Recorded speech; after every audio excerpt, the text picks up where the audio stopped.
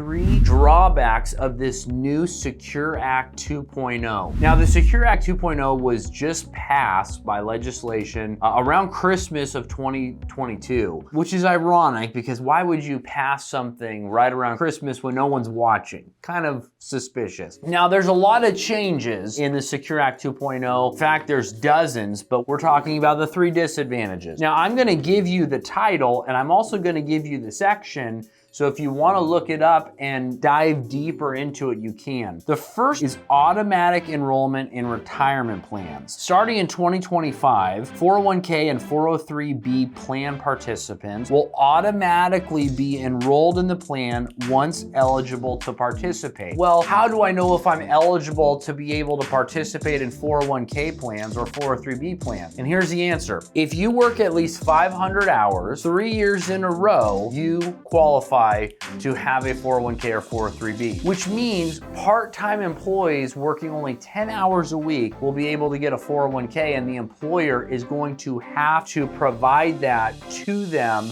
at, frankly, a pretty high cost. It goes on to say the initial automatic contribution is at least 3%. Each year contributions increase by 1% until a goal of 10% is reached, but not more than 15%. Now, this is going to be extremely expensive for certain industries like the restaurant industry, fast food, anything that's going to provide part-time employment. If they're there for more than 3 years, well, now they have to provide them a 401k plan and match their contributions starting at 3% up to 15%. That is going to be expensive, and frankly, it's going to hurt a lot of small businesses. We'll also have another video that you can check out on the 3 best advantages of the Secure Act 2.0.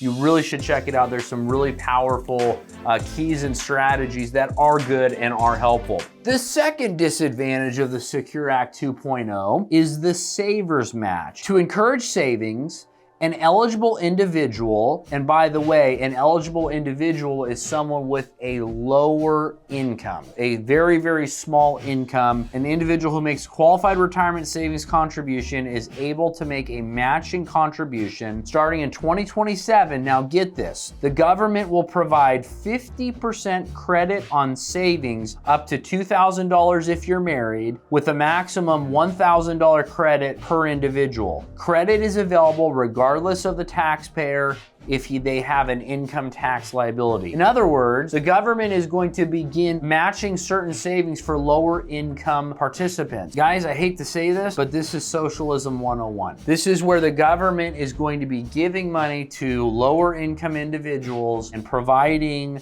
retirement account participation for no other reason than their lower income. And it's coming to a theater near you. The third disadvantage of the Secure Act 2.0 is the student loan retirement benefit. This allows plan sponsors the option to treat student loan payments as effective deferrals for the purposes of matching contributions to a retirement plan. In other words, if the employee has a lot of student loan debt and they can't afford to make a contribution to their 401k, well, the employer will say, hey, you just pay your student loans and I will cover what you would normally contribute to your 401k because you got a lot of debt. Here's the danger with this.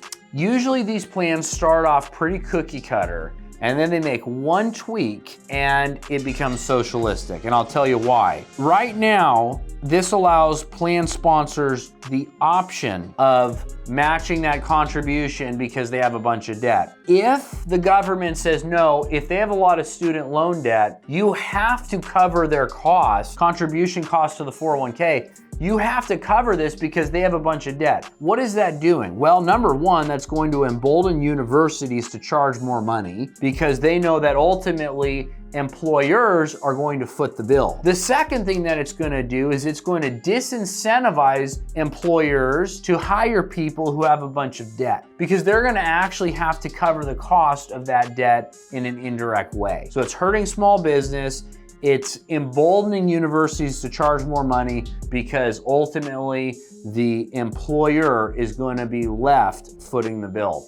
those are the three big ones. I'm really concerned about those three because it is socialism, it is gonna hurt our economy long term, and it is gonna hurt our small businesses. But if you'd like to know the three positives, I wanna encourage you to check out that video where I talk about the three best things that the Secure Act 2.0 is bringing. And I also wanna give you a free gift. Because you've watched this video all the way to the end, I have a gift for you, and it's gonna allow you to participate in all of the upside of the tax benefits that the Secure Act 2.0 brings. There's a link in the description where you can get access to our toolkit completely free. We're gonna give you a copy of a book, a movie, and a bunch of resources where you can take advantage of the upside of the Secure Act 2.0, gain knowledge on how to use these tax advantages for your future, and frankly, become a better, more informed investor. Click on the link below, and I look forward to seeing you in the next video.